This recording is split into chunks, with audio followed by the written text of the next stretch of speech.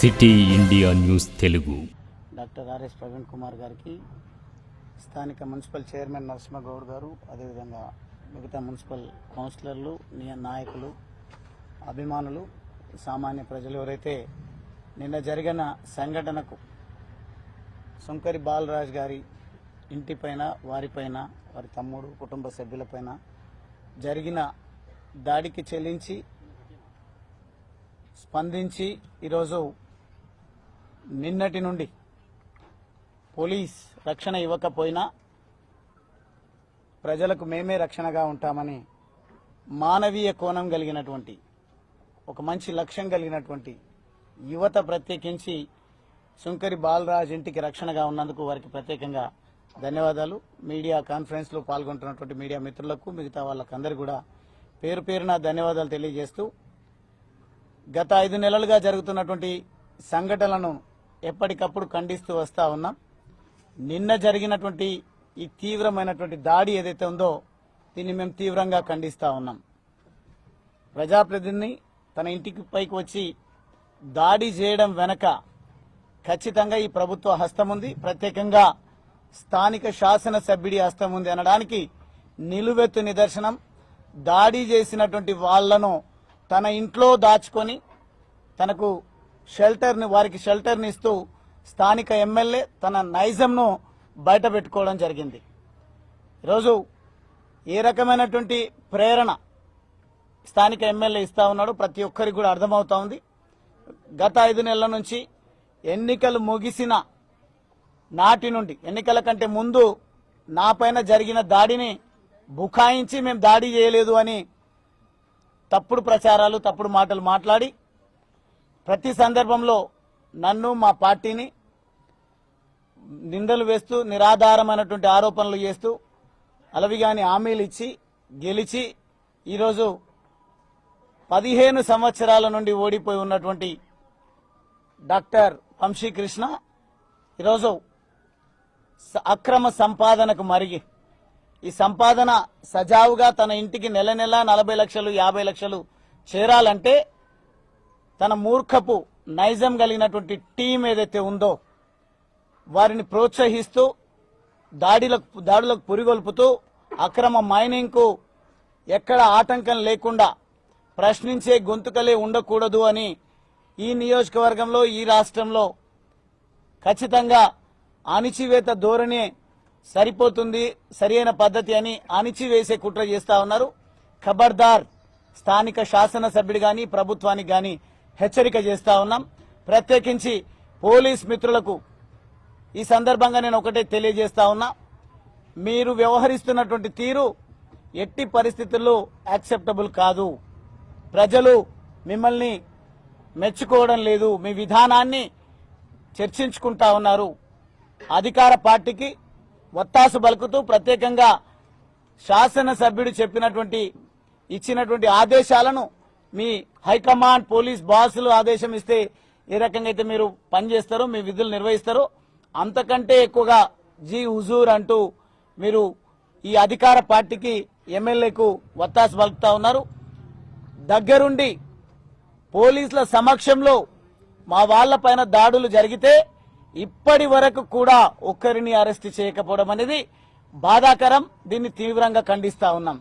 1 కాదు, 2 కాదు, ఇసుక దాడులలో అక్రమ ఇసుక రవాణా, హైదరాబాద్కు 18 టైర్లు, 20 టైర్లు వాహనాలు, టిప్పర్లు కానీ, హెవీ వెహికల్స్ కానీ ఓవర్లోడ్తోనే తీసుకుపోతూ మా ప్రభుత్వంలో మేము వేసినటువంటి రోడ్లను నాశనం చేయడమే కాకుండా ప్రజల ఆరోగ్యాలను విచ్ఛిన్నం చేస్తూ మీరు అక్రమ సంపాదనకు మరిగి అక్రమ ఇసుక రవాణాను ప్రోత్సహిస్తూ ఈరోజు యువత స్థానిక అవసరాల కోసం వాడుకుంటున్నటువంటి ఇసుకను, స్థానికులకు అవసరాలకు అమ్ముకుంటున్నటువంటి యువతను ఈరోజు నిర్వీర్యం చేసి ట్రాక్టర్లు ఫైనాన్సర్స్ గుంజుకుపోయే విధంగా, ట్రాక్టర్ పైన డిపెండ్ అయి బతుకుతున్నటువంటి యువత రోడ్డున పడే విధంగా చేయడం జరిగింది.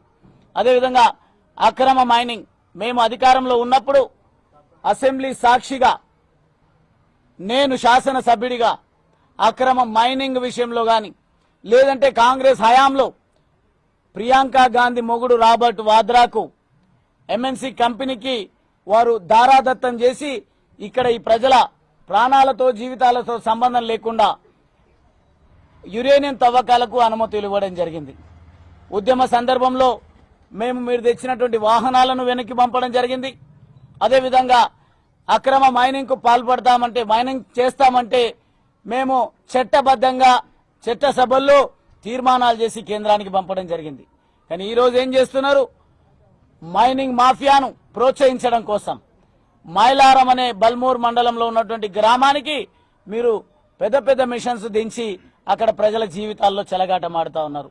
అదే కాకుండా రాజకీయంగా ఇక్కడ ఈ రాష్ట్రంలో ఏ పార్టీ ఉండకూడదు అనే సందేశాన్ని రేవంత్ రెడ్డి గౌరవ ముఖ్యమంత్రి గారు కేసీఆర్ లేకుండా చేస్తాం, బీఆర్ఎస్ పార్టీని భూస్థాపితం చేస్తాం, బీఆర్ఎస్ పార్టీ లేకుండా చేస్తాం, ప్రజాస్వామ్యాన్ని కూనీ చేస్తామనే ఇండికేషన్ సందేశం గౌరవ ముఖ్యమంత్రి ఇస్తే యథా రాజా తదా ప్రజ అన్నట్టుగా ఆయన ఆదేశాలను తూచా తప్పకుండా నియోజకవర్గాల్లో జిల్లాలలో అదేవిధంగా ప్రతి గ్రామంలో మీరు అవలంబిస్తున్నటువంటి విధానాన్ని చూస్తే చాలా స్పష్టంగా అర్థమవుతా ఉంది.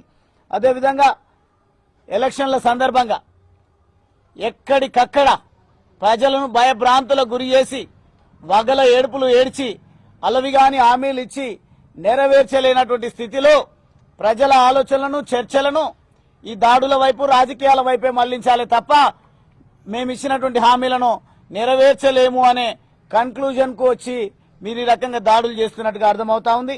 తప్పకుండా మీరేదైతే మేము అధికారం కోల్పోయిన తర్వాత నేను ఓడిపోయిన తర్వాత ఏ ఫ్లెక్సీలనైతే అచ్చంపేట నియోజకవర్గం మొత్తంగా ఫ్లెక్సీలు పెట్టి వాళ్ళను ఊరేగించి ఈ ప్రజలను భయభ్రాంతులకు గురి చేసే విధంగా మీ ముఠాను వసూళ్లకు ప్రేరేపించే విధంగా చేస్తే పోలీసులు ఆ కేసులన్నింటినీ కూడా బయటకి రాకుండా తొక్కి పెట్టడం జరిగింది.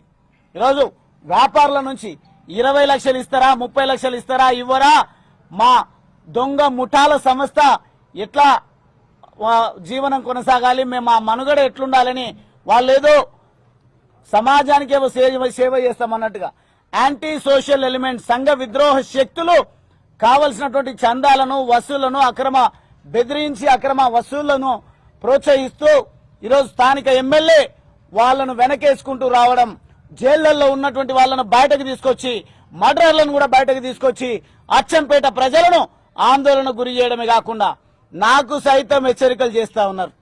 మీ తాటాకు చప్పుళ్లకు భయపడను, ప్రాణ త్యాగానికైనా సిద్ధపడతా, కానీ ప్రజల జీవితాలతో ఎవడైనా చెలగాటం ఆడతామంటే ప్రాణాలను అడ్డం పెట్టి మా నాయకులను కార్యకర్తలను మా ప్రజలను కాపాడుకుంటాం తప్ప మీ దాడులతోన వెరిసేది లేదు అని ఈ సందర్భంగా తెలియజేస్తూ నిన్నటి దాడి విషయంలో ఇప్పటికీ 24 గంటలు గడుస్తున్నప్పటికీ ఈ రోజు వరకు కూడా ఒక్కరిని కూడా అరెస్ట్ చేయకపోవడం, ఓటింగ్ రోజు ఎన్నికల రోజు వాంగూరు మండలంలో మా మండల పార్టీ మాజీ ప్రెసిడెంట్ నరేందర్రావు గారిపైన ప్రశాంత్ గారిపైన అదేవిధంగా వారి తల్లి పైన ఎన్నికల ప్రచార సందర్భంలో దాడులు చేసి అటెంప్ట్ మర్డర్ కేసెస్ పెట్టాల్సినటువంటి అవసరం ఉన్నప్పటికీ ఇప్పటికీ ఒక మామూలు కేసు కూడా వాళ్ళ పైన బనాయించకుండా ఈ పోలీసు వ్యవహరిస్తున్నటువంటి తీరు ఎంత మాత్రం సమాజానికి శ్రేయస్కారం కాదు. దీన్ని మేము తీవ్రంగా ఖండిస్తూనే స్పందించినరా సరే లేదంటే హ్యూమన్ రైట్స్ కమిషన్ కు వెళ్తాం, కోర్టులకు వెళ్తాం. ప్రజాస్వామ్యంలో ఇటువంటి ప్రజా వ్యతిరేక శక్తులను ఖచ్చితంగా ప్రజలే వారికి బుద్ధి చెప్పే విధంగా ప్రజల్లో చైతన్యం నింపుతాం, ధైర్యాన్ని ఇస్తాం, ఎంతటి త్యాగానికైనా సిద్ధపడతాం. అసాధ్యం అనుకున్నటువంటి తెలంగాణ రాష్ట్రాన్ని సాధించినటువంటి చరిత్ర బీఆర్ఎస్ పార్టీ కుటుంబ సభ్యులకు బీఆర్ఎస్ పార్టీ అభిమానులకు ఉంది. వీళ్ళు మమ్మల్ని మేము కాపాడుకోవడమే కాకుండా మా ప్రజలను కాపాడుకునేటువంటి విషయంలో మా సత్తా చాటుతాం. ఖచ్చితంగా ఎంతకైనా మీ దాడులకు ఇప్పటికే ప్రతి దాడులకు సిద్ధంగా ఉన్నాం, కానీ మా సంస్కారం అడ్డొస్తా ఉంది, మా బాధ్యత గుర్తొస్తా ఉంది. కాబట్టి చట్టం తన పని తాను చేసుకుపోతుందనే ఒక నమ్మకంతోనే ఉంటే చట్టం ఈరోజు దుర్మార్గులకు చుట్టంగా మారింది. గూండాలకు, రౌడీలకు, మర్డరర్లకు, హంతకులకు ఈరోజు ఒక వత్తాసు పలుకుతూ వారికి రక్షణ ఇస్తుంది తప్ప మా చెల్లి నిర్మల పైన, తన భర్త తమ్ముడు బాలరాజు గారి పైన, మా తమ్ముడు హాస్పిటల్లో ఉన్నాడు ఇప్పుడు మహేష్ పైన నరేందర్ రావు గారి పైన, ప్రశాంత్ గారి పైన, అదేవిధంగా నియోజకవర్గంలో చాలా మంది ఈరోజు అక్కడి నుంచి నూకల్ చింత వాటిక రకరకాల తండాల నుంచి కూడా ఇక్కడికి రావడం జరిగింది. వంకరాయ తండ, వంకమూతి తండ నుంచి కూడా, పెద్ద తండ నుంచి కూడా మనకు కంప్లైంట్స్ వస్తా ఉన్నాయి. ఎక్కడికి వెళ్ళినా దాడులతోన మా పార్టీని, మమ్మల్ని అణిచే ప్రయత్నం ఎందుకోసం జరుగుతా ఉంది అంటే ఇప్పుడైతే ఏమి ఎన్నికలు లేవు, కానీ భవిష్యత్తులో వాళ్ళు చేసే అక్రమ దందాలకు అడ్డుపడొద్దనే ఆలోచనతోన మీరు ఈ అణిచివేతకు శ్రీకారం చుట్టినట్టుగా అర్థమవుతా ఉంది. వెంటనే డీజీపీ గారు స్పందించాలి, జిల్లా ఎస్పీ స్పందించాలి. వెంటనే సుమోటోగా ఇటువంటి వాటిపైన కేసులు బనాయించి మరొకసారి ఇటువంటి చర్యలు పునరావృతం కాకుండా బాధ్యతాయుతంగా వ్యవహరించాలి. లేకుంటే మాకున్నటువంటి అన్ని వేదికలను వాడుకుంటాం. ప్రజాస్వామ్యాన్ని కాపాడడం కోసం, మా ప్రజలకు రక్షణగా ఉండడం కోసం ఎంత త్యాగానికైనా సిద్ధపడతాం తప్ప మీ బెదిరింపులకు వెరవమని సందర్భంగా తెలియజేస్తూ ఈ సంఘటనలన్నింటినీ కూడా నేను తీవ్రంగా ఖండిస్తూ ఇప్పుడు మా ఎంపీ అభ్యర్థి, కాబోయే MP doctor RS Praveen Kumar గారిని మాట్లాడాల్సిందిగా కోరుతా ఉన్నా. మన్నెవారిపల్లి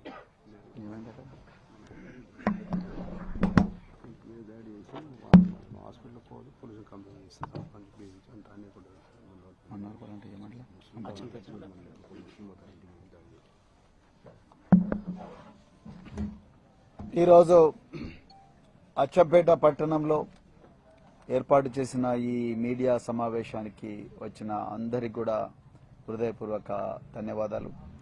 చాలా బాధగా ఉన్నది. చాలా విచిత్రమైన పరిస్థితుల్లో, ఉద్విగ్నమైన పరిస్థితుల్లో ఈరోజు మరి ఈ మీడియా సమావేశం పెట్టాల్సి వస్తున్నది.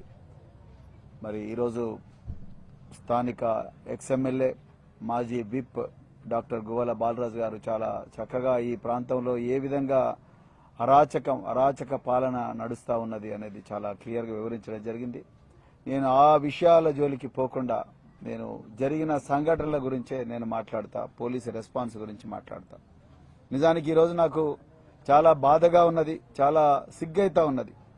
ఏ పోలీసు డిపార్ట్మెంట్లో అయితే నేను 26 సంవత్సరాలు ప్రాణాలకు తెగించి మరి భారత రాష్ట్రపతి చేతుల మీదుగా అత్యున్నత శౌర్య పథకం అందుకున్నాను, ఏ పోలీసు డిపార్ట్మెంట్లో అయితే నాకు police medal for meritorious service వచ్చిందో, ఏ పోలీస్ డిపార్ట్మెంటే నా విశాలమైన కుటుంబం అనుకొని నేను 26 సంవత్సరాలు బతికినో, ఆ పోలీస్ డిపార్ట్మెంట్ ఈరోజు ప్రేక్షక పాత్ర వహిస్తుంటే మరి నేను నిజంగా నా హృదయం చాలా అంటే చాలా గాయపడ్డది.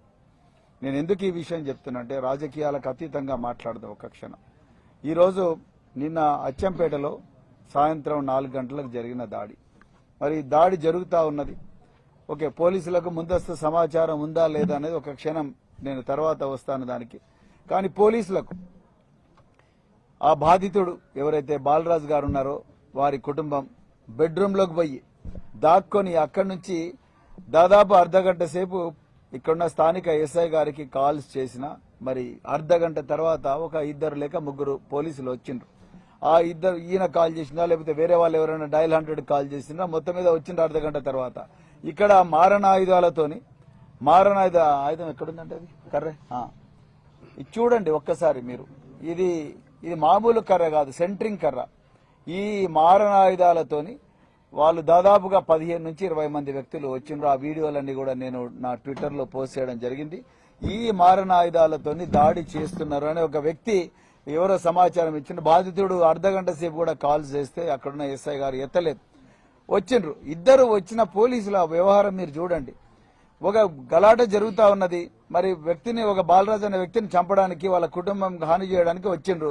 వచ్చినప్పుడు కేవలం చుట్టపు చూపుగా 2 వ్యక్తులను ఒక మరి వాహనంలో పంపించి ఒక ఆయన్నేమో చేతిలో ఒక టాబ్లెట్ పెట్టుకున్నాడు. టాబ్లెట్ అంటే ఎలక్ట్రానిక్ గ్యాడ్జెట్, ఒక పెద్ద సెల్ ఫోన్. అదేవిధంగా ఇంకొక ఆయన అదిలిస్తా ఉన్నాడు. మరి ఆయన కళ్ళ ముందరనే మీరు చూడండి, వాళ్ళ ఇంట్లోకి వీళ్ళందరూ దుండగులు వచ్చిండ్రు, కుర్చీలు బలగొడుతున్నారు, అవన్నీ చేస్తున్నారు. అవతల లోపల బెడ్రూమ్ లో ఉండి ఆయన నా ప్రాణాలు పోతున్నాయి మొర్రో అని చెప్పి అడుక్కుంటున్నాడు. అయినా కూడా ఆయన బెడ్రూమ్ తలుపులు కూడా బద్దలు కొట్టిండ్రు. బద్దలు కొట్టిన తర్వాత మరి పోలీసులు బయట ఉండి ఏం చేయాలి? మరి వాళ్ళ దగ్గర నుంచి ముందు మారణాయుధాలు గుంజుకొని అవి వాళ్ళ నిందితులను వచ్చిన వెహికల్ ఎక్కించుకొని పోలీస్ స్టేషన్ తీసుకుపోవాలి. లేకపోతే అదనపు బలగాల కోసం ఫోన్ చేయాలి. ఇక్కడ నుంచి కేవలం 5 నిమిషాల దూరంలో పోలీస్ స్టేషన్ ఉన్నది. అదనపు బలగాల గురించి సార్ గొడవ అవుతున్నది, మరి అర్జెంట్ గా అడిషనల్ ఫోర్స్ పంపించండి అని చెప్పాలి. అవి ఏమీ జరగలేదు. ఇక్కడ వాళ్ళు యథేచ్ఛగా 2 పోలీసు కానిస్టేబుల్ చూస్తుండగానే ఇదే గుత్ప కట్టెలతోని దాదాపుగా 7-8 వ్యక్తులు పిచ్చి పిచ్చిగా ధ్వంసం చేసిండ్రు, వ్యక్తులను కొట్టిండ్రు. నా దగ్గర వీడియోలు ఉన్నాయి, నేను అబద్ధం మాట్లాడతలేను. నేను ట్విట్టర్లోనే ఈరోజు పోస్ట్ చేయడం జరిగింది. మరి పోలీసు వాళ్లకు అసలు జాడి జరుగుతుందనే సమాచారం లేదా? నేనైతే ఉందని అనుకుంటున్నా. ఎందుకంటే ఇదే వార్డులో ఇదే పోలింగ్ బూత్ల దగ్గర గడబడలైనాయి. గడబడలైనప్పుడు మరి ఇరు వర్గాల మధ్యలో గడబడైంది. గడబడైన తర్వాత పోలీస్ స్టేషన్ కు మా మున్సిపల్ చైర్పర్సన్ నరసింహగౌడ్ గారు వీళ్ళందరూ కూడా సార్ ఇది గడబడైంది, వాతావరణం బాగలేదని సమాచారం కూడా ఇచ్చిన విషయం అందరికీ కూడా తెలిసింది. దాని తర్వాత మరి ఇది ఏదో అవుతుంది అన్న విషయం మీద పోలీసు వాళ్ళు నిన్నగాక మొన్న డిస్ట్రిబ్యూషన్ బాక్సులు అవన్నీ కూడా కంటిన్యూస్ గా మరి రిటర్నింగ్ ఆఫీసర్ దగ్గర నుంచి అంటే వాళ్ళు ఏదైతే మరి కలెక్షన్ సెంటర్ ఉందో కలెక్షన్ సెంటర్ లో పెట్టిన తర్వాత పోలీసు వాళ్ళు ఎలక్షన్ల తర్వాత జరిగే చెదురుముదురు సంఘటనల మీద బందోబస్తు ఏర్పాటు చేసుకోవాలి. బందోబస్తు ఏర్పాటు చేసుకుని పెట్రోలింగ్ ఇంటెన్సిఫై చేయాలి. ఎక్కడెక్కడైతే గొడవలు జరిగినాయో ఆ ప్రాంతాల్లో మళ్లీ గొడవలు జరగకుండా చూసుకోవాలి. మరి అవన్నీ నిన్న జరిగిన ఈ సంఘటనలో జరిగిన దాఖలాలు ఏమీ లేవు, ఆ జాగ్రత్తలు తీసుకున్న దాఖలాలు లేవు. కేవలం చుట్టపు చూపుగా 2 పోలీసులను పంపించిండ్రు. వాళ్ళు కూడా నిందితుల్లో ఒకరిగా చూస్తున్నారు ప్రేక్షకుల్లాగా. ఒక్కరిని కూడా పట్టుకోలేదు. పోనీ ఒక్క నిందితున పట్టుకొని మరి వెహికల్ లో కూర్చోబెట్టుకొని పోలీస్ స్టేషన్ తీసుకుపోయి ఎవరు నిందితులు ఎందుకు వచ్చిండ్రు వీళ్ళెనక ఎవరున్నారని ఇన్వెస్టిగేషన్ స్టార్ట్ చేయాలి కదా, ఇంట్రాగేషన్ స్టార్ట్ చేయాలిగా, అది కూడా చేయలే.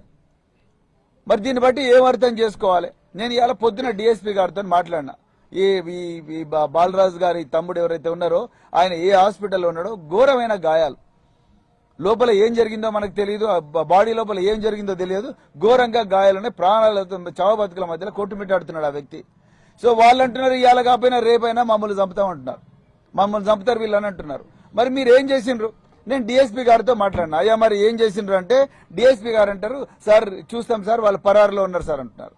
మీ కళ్ళ ముందర నిందితులు ఘోరంగా గుత్పకట్టెలు తీసుకొని మారణాలు తీసుకొని వాళ్ళు చంపడానికి ప్రయత్నం చేస్తుంటే మీరు ఇప్పటికి కూడా నిందితులను పట్టుకోలేకపోతున్నారు. వాళ్ళు కళ్ళ ముందర నిందితులను పట్టుకోలేను, రేపు పొద్దున పరారులో నిందితులు పట్టుకుంటారని గ్యారంటీ ఉన్నది.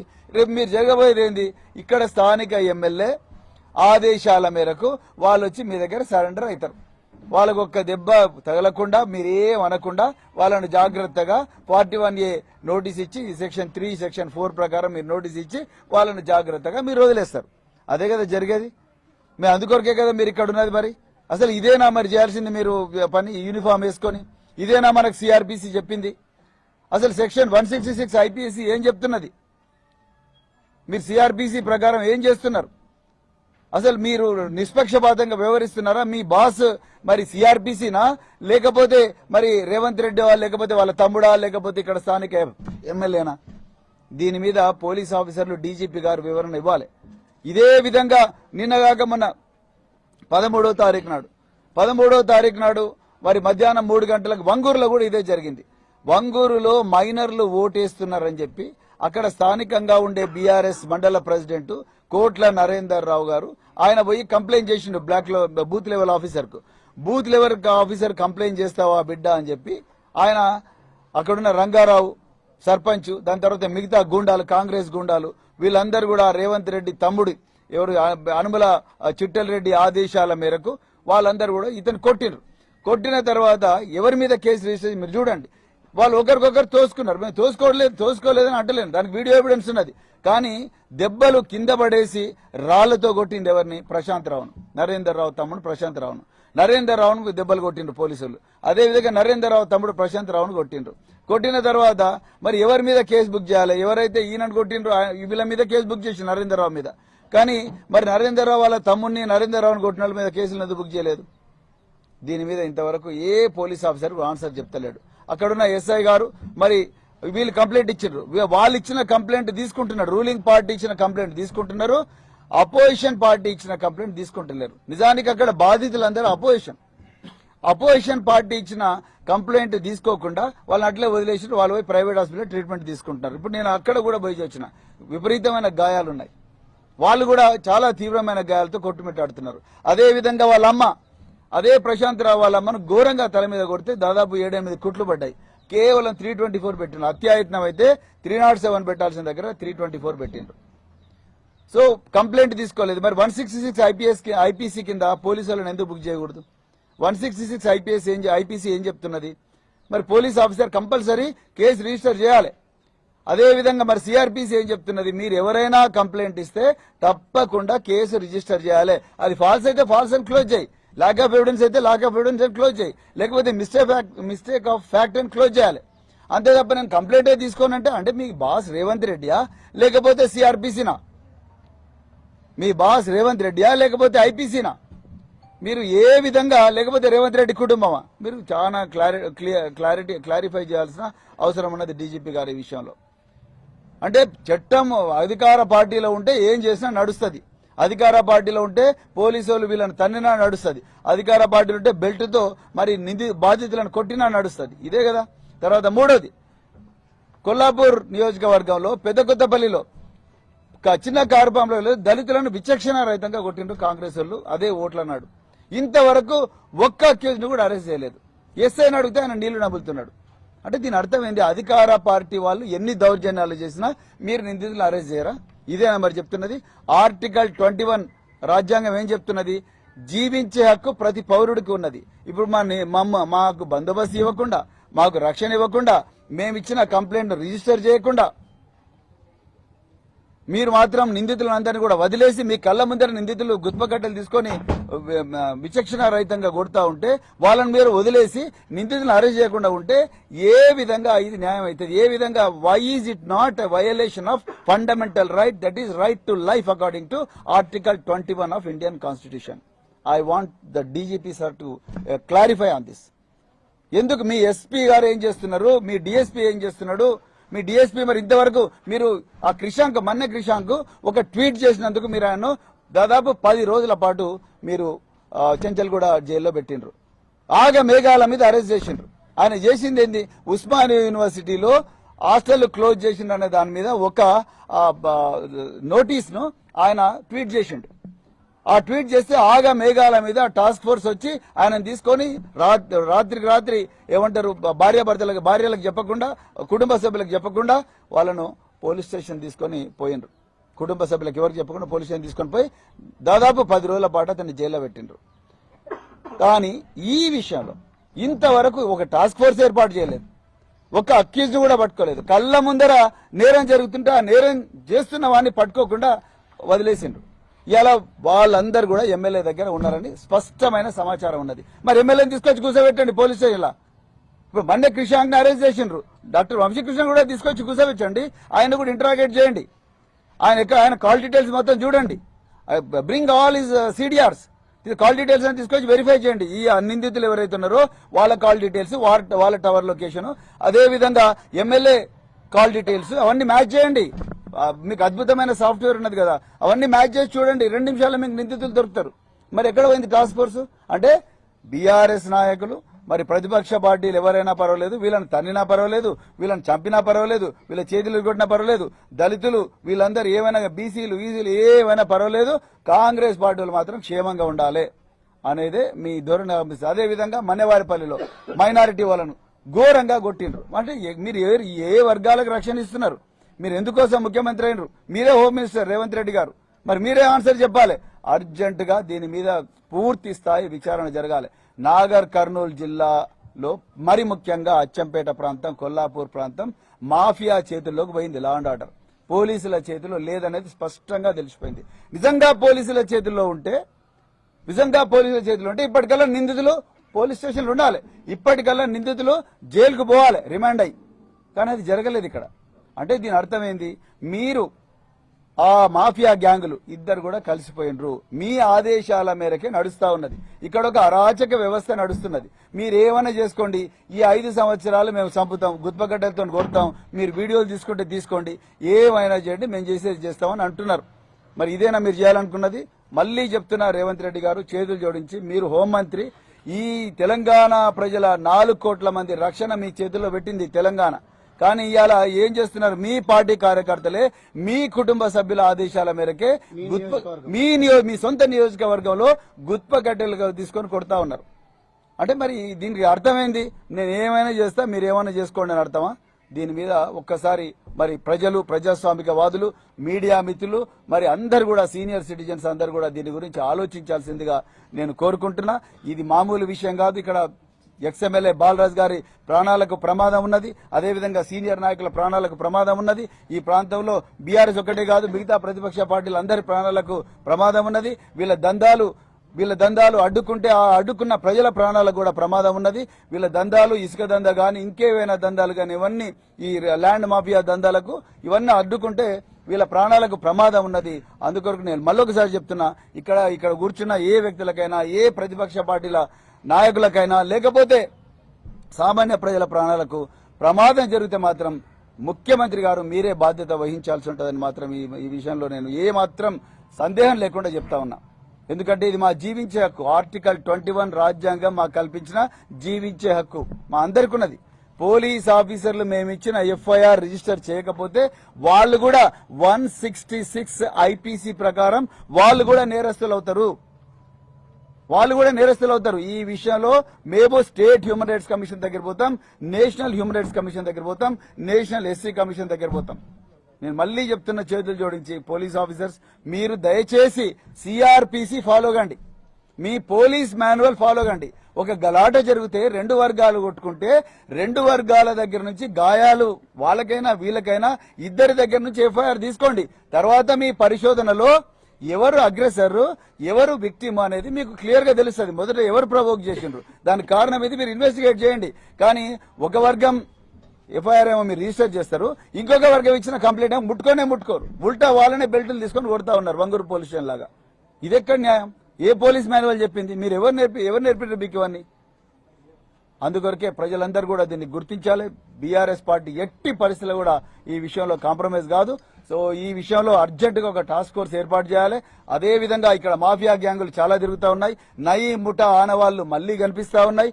మళ్ళీ ఒకసారి ఈ ప్రాంతం ఆ ముఠాల చేతిలోకి పోతే మాత్రం దీన్ని వెనక్కి తీసుకురావడం కష్టం. అందుకొరకు నేను మళ్ళీ చెప్తున్నా, డీజీపీ గారు మీరు దయచేసి ఒక స్పెషల్ టీం ని ఇక్కడ పంపించండి, పర్మనెంట్ గా ఇక్కడ స్టేషన్ చేయండి. ఈ ముఠాలు, ఈ అచ్చంపేట ఎమ్మెల్యే, అదేవిధంగా కొల్లాపూర్ లో మరి జూపల్లి కృష్ణారావు మినిస్టర్ ఆధ్వర్యంలో జరుగుతున్న ముఠాలు, ఇవన్నీ కూడా వీళ్ళందరినీ కంట్రోల్ చేయాల్సిన అవసరం అర్జెంట్ గా ఉన్నది. లేకపోతే మాత్రం ఇది ఒక మరో ఆఫ్ఘనిస్తాన్ అయ్యే పరిస్థితి ఉన్నదనేది కూడా నేను మళ్ళీ చెప్తా ఉన్నా. అందుకొరకే దయచేసి మరి ఈ రోజు ప్రజలందరూ కూడా గుర్తించాలి, బీఆర్ఎస్ ప్రజాస్వామ్యబద్ధంగా పోతా ఉన్నది పార్టీ. ఎక్కడ కూడా మేము ఆ రోజు చట్టాన్ని వైలేట్ చేయలేదు, ఈ రోజు కూడా చట్టాన్ని వైలేట్ చేయాలని అనుకోవడం లేదు. వాళ్ళేదో దాడులు చేసినట్టు ప్రతి దాడులు చేసే ఒక నీచమైన చట్ట వ్యతిరేక సంస్కృతి మా దగ్గర లేదు. మేము ఇప్పటికి కూడా పోలీసు వ్యవస్థను కోరుకుంటున్నాం, డిమాండ్ చేస్తున్నాం, చట్ట ప్రకారం డిమాండ్ చేస్తున్నాం. Please arrest the accused urgently. And then వీళ్ళు ఎవరైతే హ్యాబిచువల్ క్రిమినల్స్ ఉన్నారో, ఎవరైతే మాఫియా మెంబర్స్ ఉన్నారో అర్జెంట్ గా వాళ్ళ మీద పీడీ యాక్ట్ పెట్టి చెంచల్గూడ జైలుకు పంపించండి, చెర్లగూడ జైలుకు పంపించండి. See that they are in the police station for at least 6 months. ఆ ప్రాంతం అంతా కూడా మరి ప్రశాంతంగా ఉండేట్టు చూడండి. వాళ్ళు ఇంకా ప్రశాంతం రాకపోతే ఇంకో 6 నెలలు పెట్టండి. అంతే తప్ప ఈ మాఫియా గ్యాంగుల చేతిలోకి వాళ్ళు ఏదో అధికార పార్టీలు ఉండారని పెడితే మాత్రం ఇక్కడ ఊరుకోరు, పెద్ద విప్లవం వస్తుంది. దాని తర్వాత మళ్ళీ చేతులు కాలిన తర్వాత ఆకులు పట్టుకుంటే లాభం లేదని చెప్తూ మరి ప్రజలందరూ కూడా అప్రమత్తంగా ఉండాలి. బీఆర్ఎస్ పార్టీ కార్యకర్తలందరూ కూడా, నాయకులకు అందరూ కూడా నేను మళ్ళీ రిక్వెస్ట్ చేస్తున్నా, ఎట్టి పరిస్థితుల్లో కూడా మన చట్టాన్ని అతిక్రమించాం, మనకు ఆ సంస్కృతి లేదు. కానీ మనం ఎట్టి పరిస్థితుల్లో కూడా భయపడాల్సిన అవసరం లేదు. చట్టం మన వైపు ఉన్నది, ధర్మం మన వైపు ఉన్నది, న్యాయం మన వైపు ఉన్నది. మొత్తం 4 కోట్ల మంది తెలంగాణ ప్రజలు మన వైపు ఉన్నారు. అందుకొరకు ఎట్టి పరిస్థితుల్లో కూడా మనం భయపడాల్సిన అవసరం లేదు. బరాబర్ మనం ఈ దుర్మార్గులను ఎదుర్కొందాం, చట్ట ప్రకారమే ఎదుర్కొందాం అని చెప్తూ మరి ఈ అవకాశం ఇచ్చిన అందరికీ కూడా ధన్యవాదాలు చెప్తూ మరి బాలరాజు గారి కుటుంబం, అదేవిధంగా నరేందర్ రావు గారి కుటుంబం, వీళ్ళందరి కుటుంబాల మరి అందరి పార్టీ కార్యకర్తల కుటుంబాలు, అదేవిధంగా సామాన్య ప్రజల ఈ మీడియా ఈ మాఫియా వల్ల ఇబ్బంది పడ్డ ఎవరైతే ఉన్నారో ఆ ప్రజలందరి కుటుంబాలకు మేము సంఘీభావంగా ఉంటాం. వాళ్ళకి చీమ గుట్టినా కూడా వెంటనే అక్కడికి వచ్చి వాళ్ళని ఆదుకుంటామని చెప్తూ మరొకసారి ఈ అవకాశం ఇచ్చిన మరి మీడియా మిత్రులందరికీ కూడా మరొకసారి హృదయపూర్వక ధన్యవాదాలు చెప్తూ మేము ఈ రోజు ఎస్పీ నాగర్ కర్నూలుకు నేను, బాలరాజు గారు, మరి సీనియర్ నాయకులు అందరూ కూడా కంప్లైంట్ చేస్తున్నాం. అదేవిధంగా రేపు డీజీపీ తెలంగాణ కూడా కంప్లైంట్ చేస్తున్నాం.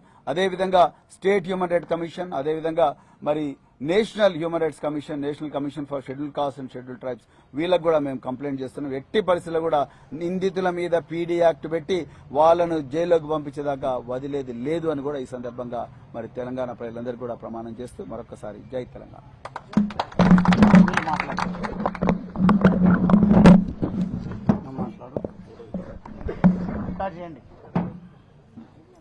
మాట్లాడు బాలరాజ్. నమస్కారం అన్న. మీడియా మిత్రులకు విలేకరులందరికీ నమస్కారం అన్న. నిన్న జరిగిన సంఘటన అన్న, మొన్న పోలింగ్ రోజు ఏమైంది, చిన్న సంఘటన. ఆర్పీలో పోల్ చిటీలు పంచడం జరిగింది. ఆమెని కాంగ్రెస్ వాళ్ళు 2-3 మాటలు అంటే ఆమె ఏడ్చుకుంటా బయటికి వెళ్ళింది. మేము సంధాయించి మళ్ళీ ఆమెను పోల్ చిటీలు చేయడం జరిగింది. జరిగిన తర్వాత కాంగ్రెస్ వాళ్ళు గడబడి చేసుకున్నారు. దానికి మాకు ఏ సంబంధం లేదు. మేము పక్కలుండే వీళ్ళు గడబడి మేము సంధాయించి ఇంటికి వెళ్ళొచ్చి మళ్ళీ ఆడికి పోల్చి ఆడిపోయినాం. పోయిన తర్వాత మా ముగ్గురు మీద కంప్లైంట్ ఇచ్చేసిండు. వాళ్ళు ఇచ్చేసినాక ఎస్ఐ గారు ఏంది మధ్యాహ్నం నాకు ఫోన్ చేసిండు. బాలరాజు గారు నువ్వు వీడియో పోల్చి ఉండొద్దు, నువ్వు పోలింగ్ కార్డు ఉండొద్దు, నువ్వు ఇంటికి అంటే ఎందుకు వెళ్ళిపోవాలి సార్, నేను ప్రజాప్రతినిధి, నేను ఇక్కడ పోలింగ్ కార్డు ఉంటే నీకు ఏమవుతుంది సార్ అన్న. లేదు నీ మీద నా మీద ఏం కేసు అవుతుంది సార్, నువ్వు మీ కాంగ్రెస్ వాళ్ళని అడగన్న. కన్మ వార్డులు ఉన్నారు, కొన్ని నిజాయితీగానే ఉంటే మనకు చెప్పిండ్రు. శంకర్ బాలరాజు ఏం మనలు ఇంకా వాళ్ళే మనం సంధాయించిండ్రు, లేకపోతే మనోళ్ళు కొట్టుకుంటుంటే తలకాయలు వాళ్ళు అని చెప్పిండు. నిన్న ఎస్ఐ గారు మళ్ళీ పిలిపించినాక వాళ్ళు చెప్పిన మాటలు విని మమ్మల్ని రిటర్న్ తొలిచేసినాక ఎస్ఐ గారు మళ్ళీ నాకు చెప్పి బాలరాజు గారు నీకు మొన్న చెప్పినా ఇయ్యాలి చెప్తున్నా, నువ్వు వచ్చేపేటలో 2 రోజులు దూరంగా ఉండడం మంచిది, ఎందుకుంటున్నావు అని. ఏం లేదు సార్, నా దగ్గరికి వస్తారు కాలనీ, నేను అన్న తమ్ముళ్ళలాగా, నేను 20 ఏళ్ళ రాజకీయ చరిత్ర సార్ నాది. నా సాయినగర్ లో నా దగ్గరికి వచ్చేటోళ్ళు లేరు, చాలా మంచి అన్నదమ్ములలాగా మేము ఉంటాం సార్ అన్న. ఎందుకైనా మంచిది పో అన్నాడు. నాకు ఆయన అన్న తర్వాత మళ్ళీ నిన్న ఉదయం ఒకటి కాంగ్రెస్ కార్యకర్తని నా దగ్గరికి వచ్చాను. నీ గురించి రాత్రి మేమందరం చర్చించుకున్నాం. ఇక్కడున్న స్థానిక ఎమ్మెల్యే గారు ఊకే బాలరాజ్ అని మీరు ప్రతి ఎలక్షన్ అప్పుడు నన్ను సాయినగర్ లో నన్ను అంటుండ్రు. మీరు ఏం లేదు ఆయన, మీరు ఏదో చేసిరాని నేను చూసుకుంటా, మీరు ఎందుకు ఊకే ఆయన పేరు మీరు 10కి 10 సార్లు నాతో పలకకూడదు అన్నాడంట. అన్నాక ఇట్లా సమాచారం ఉంది, నువ్వు అంటే పాపం మా రాజు మా లింగం విలువ ఉండి అన్నా నువ్వు వదిన కలిసి హైదరాబాద్ పోరా, అమ్మ గీజానికి భయపడుకుని ఇట్లా పోతారా, నేను ఏం చేశాను వీళ్ళకి భయపడుకు ఇయ్యాల పోతా, మళ్ళీ 4 దినాలు అయినాక నేను మళ్ళీ సాయినగరే రావాలి, ఎందుకు నేను భయపడకుండా అని వీళ్ళతో చెప్పిన. అన్నా ఎందుకైనా మంచి.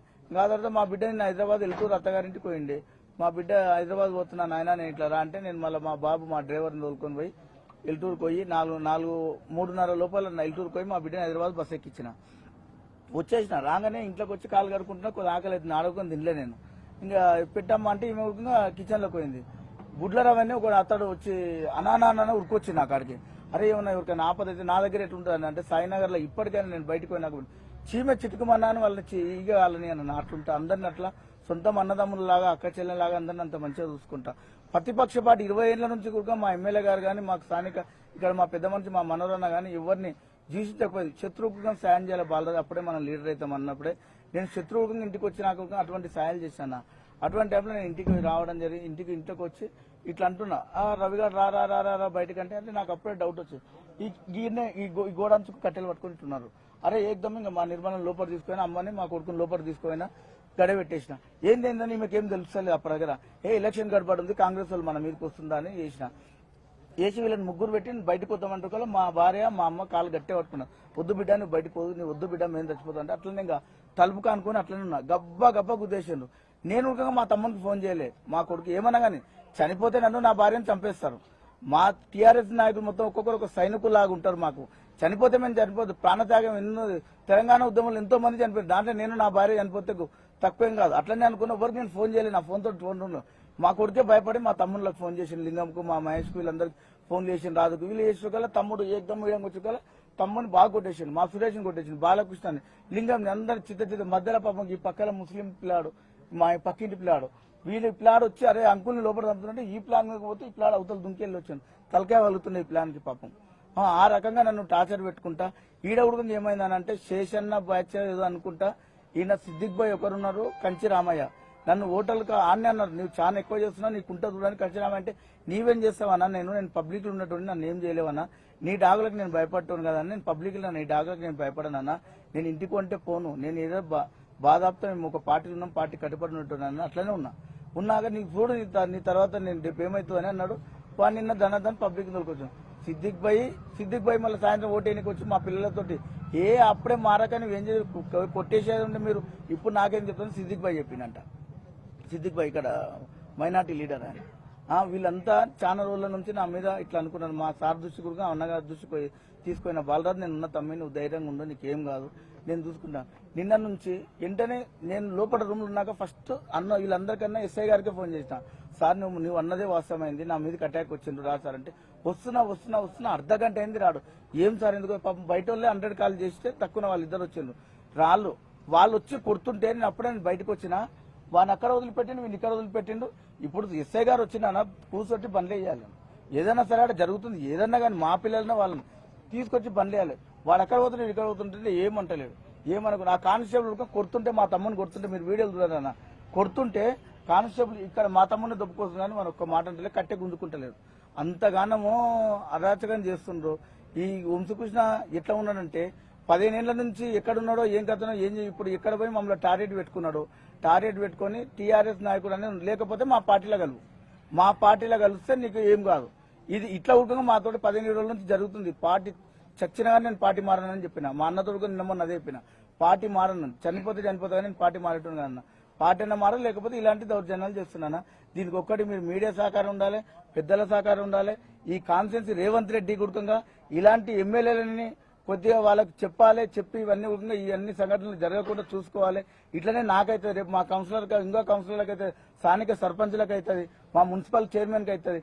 నిన్న నుంచి వాళ్ళని ఒక్కరిని, ఇంతకుముందు మనకు దాంట్లో ఒక కానిస్టేబుల్ అన్న తెలుసు, అన్న ఏమైందంటే బాలరాజుని చూస్తే మాకు బాధ అనిపిస్తుంది, కానీ ఇప్పుడైతే ఇంతవరకు ఒక్కరిని పట్టుకొస్తే అసలు నీ ఊసెత్తలేదు పోలీస్ స్టేషన్ అని అన్న చెప్తున్నాడు. అన్న చెప్పగానే ఆయననే కళ్ళ తడి పెట్టుకుంటుంది, ఇదేంది ఇంత ఘోరంగా జరుగుతుంది బాలరాజు ఆయనే కండి, ఇంతవరకు ఒకరిని పట్టుకురాలి, మాకు న్యాయం చేయాలి. ఇంతవరకు ఇట్లనే ఉన్నా అనుకో, నన్ను కానీ మా తమ్ముళ్ళని కానీ నాతో పాటు నా కార్యకర్తలని అందరినీ వాళ్ళు చంపేయడానికి దీనికి వంశకృష్ణ అండదండలు ఉన్నాయి.